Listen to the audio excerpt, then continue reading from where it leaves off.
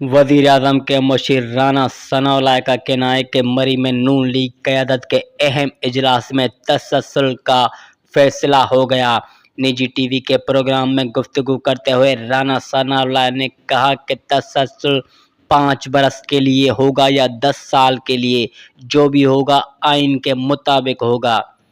उन्होंने मज़ीद बताया कि इस सिलसिले में मरी में बड़ों के दरमियान अहम बैठक हुई है, जिसमें ये फैसला किया गया। बहरहाल जो भी होगा आइन के मुताबिक होगा। कुछ लोगों को इस बात पर शक था, लेकिन हमें इस बात का पहले से इल्म था।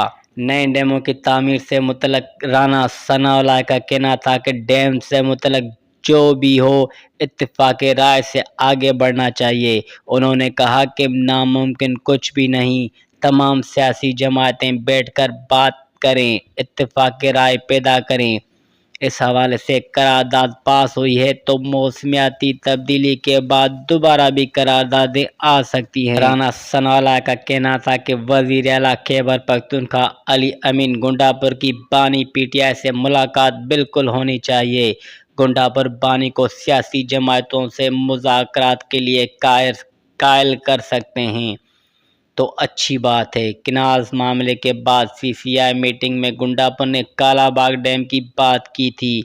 पानी के इशूज़ पर अली अमीन गुंडापुर ने कालाबाग डैम से मुतल्लिक़ गुफ्तगू की थी। आज की सूरत हाल का उस वक्त किसी को अंदाज़ा नहीं था, अब बखूबी हो गया है। वज़ीर-ए-आज़म के मुशीर ने कहा कि बानी पीटीआई की शदीद ख्वाहिश थी कि मुल्क में सदारती निज़ाम आ जाए। हो सकता है कि अली अमीन गुंडापुर ने अपनी बानी की ख्वाहिश पर बयान दिया हो। मेरा ज़ाती ख्याल है कि मुल्क में सदारती निज़ाम की गुंजाइश नहीं है। मौजूदा सूरत हाल में सदारती निज़ाम के इशू पर बात नहीं करना चाहते।